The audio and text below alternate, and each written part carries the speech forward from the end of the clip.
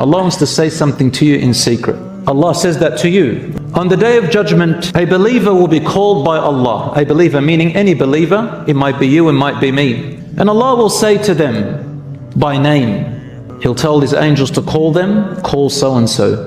And then you look up and you have to go to where? To a place. Allah says, then He says to you, my servant, come closer.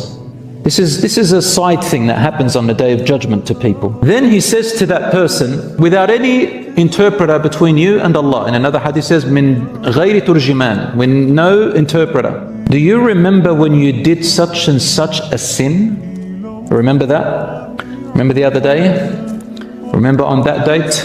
Remember that time? Remember there, remember over there, remember over there. He reminds you of all these sins. And the person says, yes, my Lord, until he admits and he starts to beg and regret about his sins. And he starts to think that I am doomed, I'm going to hellfire. And then Allah says to him or her, every time he mentions that sin, says, I kept it a secret and covered you in your former life. Nobody knew about it but you and me.